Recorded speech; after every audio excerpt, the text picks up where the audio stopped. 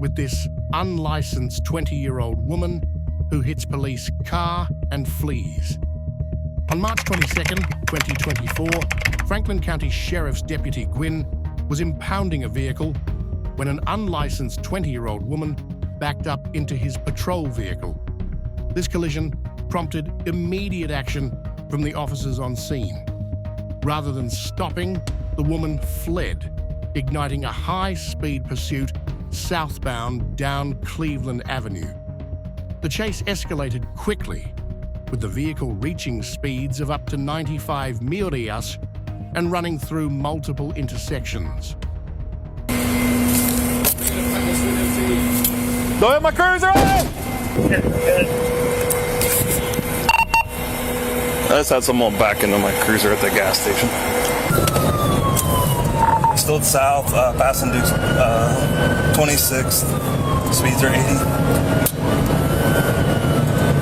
As the pursuit continued, the police coordinated their efforts to track and apprehend the fleeing suspect. The pursuit was marked by significant efforts to manage traffic and ensure public safety while closing in on the suspect's vehicle.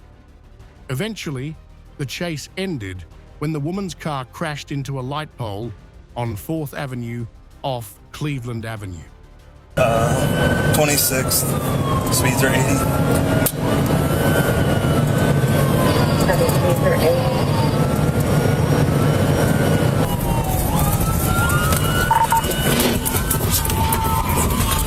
Code 4, they still got a light pole. I'm on 4th Ave. There's going to be multiple occupants in the car. It was a female driver. I'm going to get out. Power pole's down. Hey, stop! Now, stop! Upon arrival at the crash site, officers faced a chaotic scene. The woman who had been driving was arrested. It was quickly discovered that she had a head injury and an infant in the car.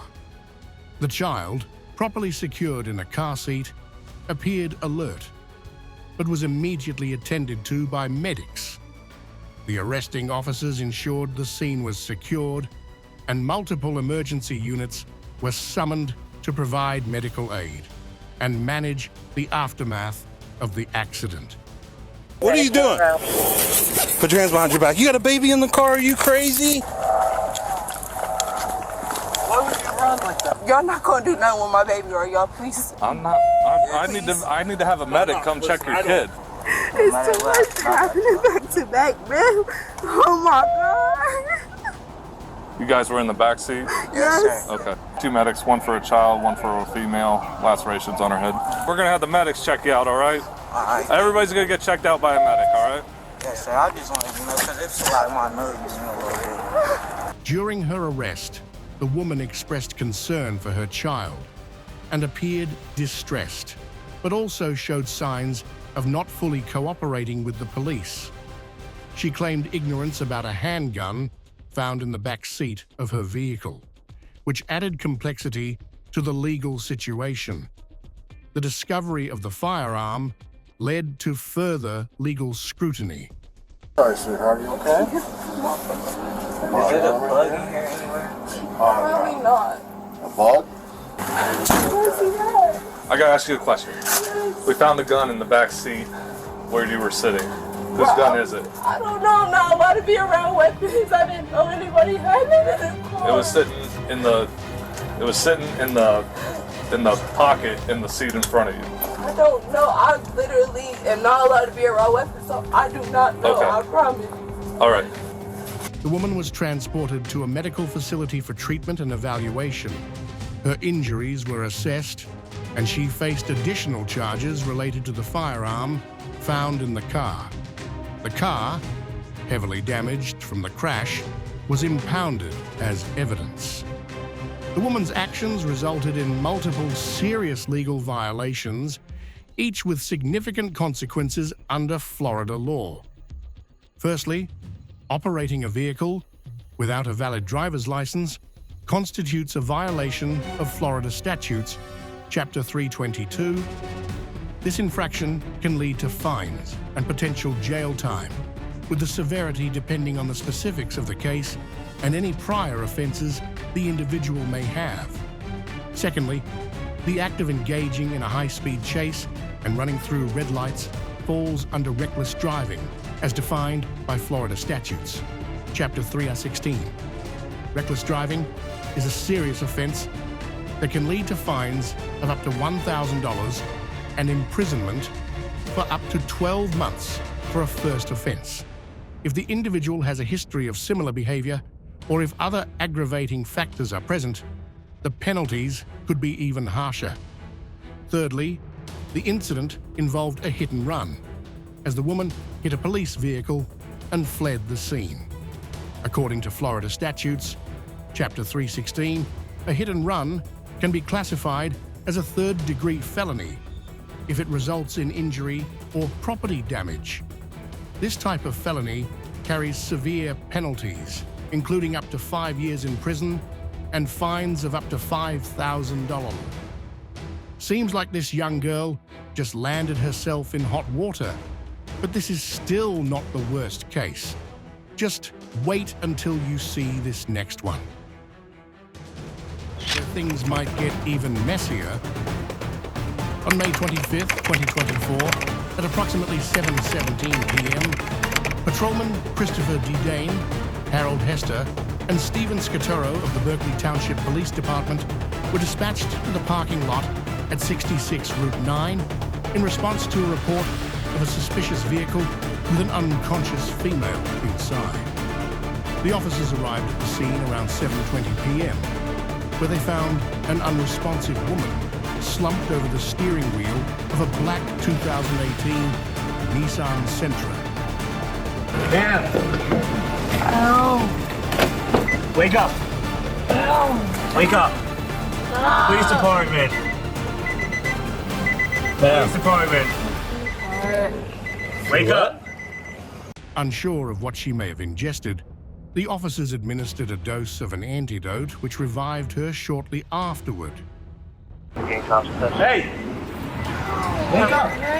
Okay, well, wake up.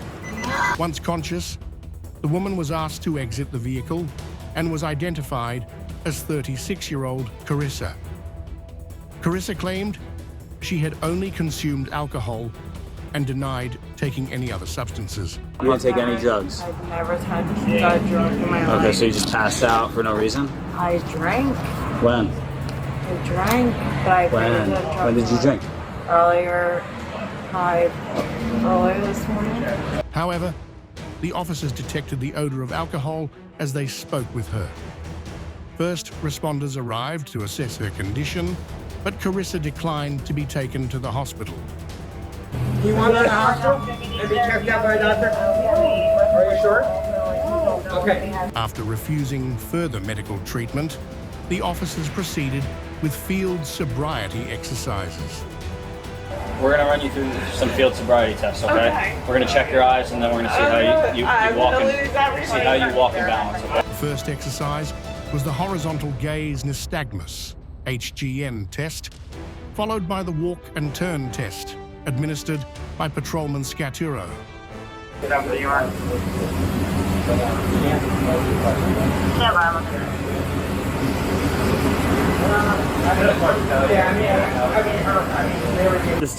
Just stay in that position, don't walk. During the walk and turn test, Carissa failed to walk heel to toe and did not keep her arms at her sides. Just hold the position. You don't walk. So just stand like that and look at me with your arms at your side. And just hold that, all right? See, it's hard. Okay, well, that's up to you. The final test was the one-leg stand, which she failed to perform correctly, showing signs of imbalance. 1, 2, 3, 4, 5, 6, 7, 8, 9, Okay. 10. Hold on, I can do it on this foot too. Okay. Hold on, I got it. I'm like, give me a second. Given her behaviour, indicators of impairment, and poor performance on the sobriety tests, Carissa was arrested for driving under the influence. All right, take was arrest suspicion of DUI, all right? A search of her vehicle, conducted as part of the arrest, revealed open containers, leading to the vehicle being impounded for a mandatory 12-hour hold under John's law. Let me just grab her wallet. Throw ID in there. Do you have evidence bag by any chance? Let's see, it's not my car, so I don't know. Patrolman Scaturo transported her to the Berkeley Township Police Department for further processing.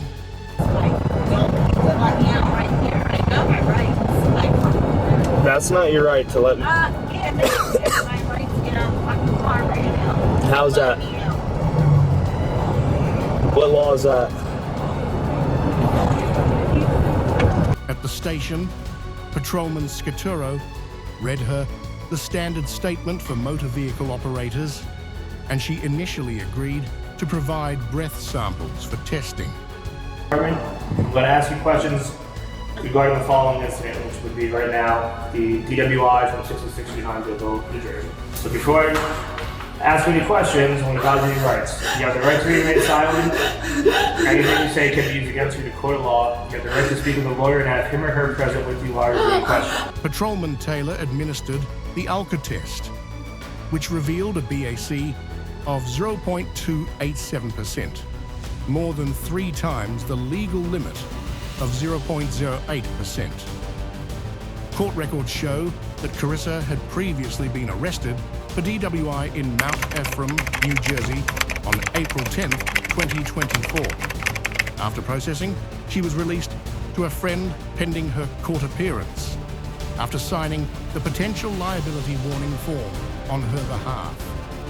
Patrolman Scaturo issued her traffic tickets for operating under the influence, reckless driving, careless driving, and open container violations. On January 2nd, 2024, Chillicothe police officer Kite conducted a traffic stop on a vehicle observed driving without headlights and with expired registration tags. The vehicle pulled into a gas station where Officer Kite encountered the driver and passenger. The 24-year-old driver admitted to smoking an illegal substance, prompting Officer Kite to focus on the passenger who was seated in the back seat. Hello, how we doing? Hi. I'm Officer Cotton City Police. Have your license, registration, proof of insurance, please.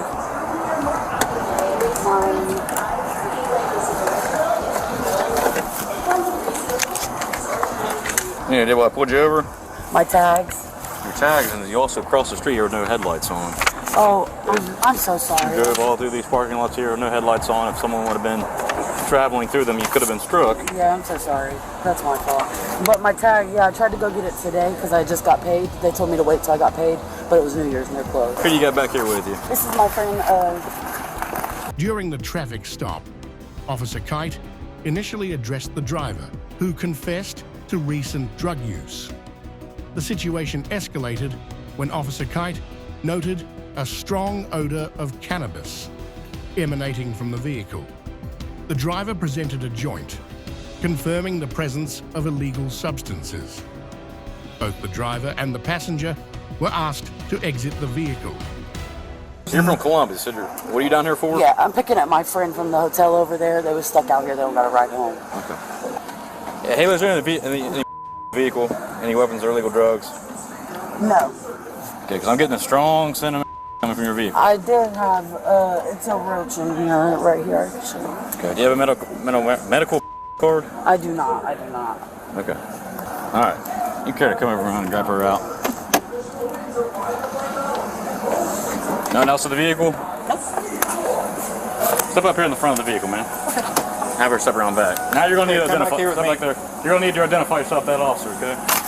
Officer Kite then turned his attention to the passenger. Despite repeated requests for identification, the passenger refused to comply. Officer Kite informed her that failure to provide identification could result in arrest for obstruction. Faced with the threat of arrest, the passenger finally identified herself. It was revealed that she had an outstanding warrant from a neighboring county. Consequently, she was placed under arrest. You got your ID on you? No, why do I need to identify myself? I was only just sitting in the back seat. I wasn't the one driving. Well, because I wasn't doing anything illegal. So this is his stop.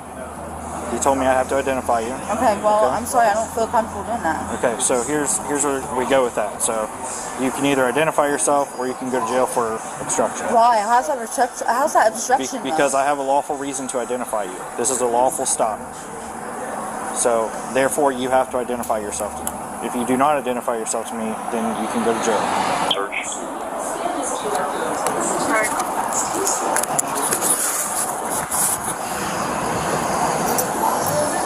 What? You're being detained right now for your warrant, okay? Why? We're going to take this. Why am I Because you have a warrant. Where do I have a warrant at? Take away? Take away. Yeah, take away county. I'm on non-reporting probation there. I shouldn't have a warrant. Listen, you're being detained, okay? You're not under arrest yet, okay? You're being detained part of this investigation because we found illegal drugs in this vehicle, okay. And you have a warrant, okay? The driver, who had admitted to drug use, was asked to perform field sobriety tests. Based on the results, she was arrested for driving under the influence, DUI. The driver was transported to the county jail, where she provided a urine sample for testing.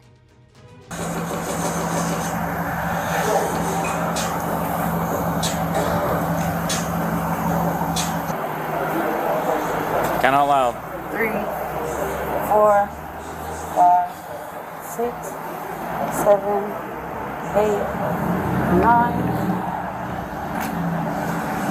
Sorry, I got confused on the step part. 18,000, 19,000. Oh, that's so hard. I'm so sorry. 21,000, 21,000, 22,000, 23,000. Oh, I'm sorry. Go ahead and stop. Go I and was relax. like, can I try this? Go Can I try relax. the other one? Go and relax. We're going to move on, okay? Left. Left. That's Right. All right. Relax. All right, Haley. You're under arrest for OVI, okay? Oh, I thought we was doing good. Put your hands together like you're praying. That'll make the cuffs going a little easier.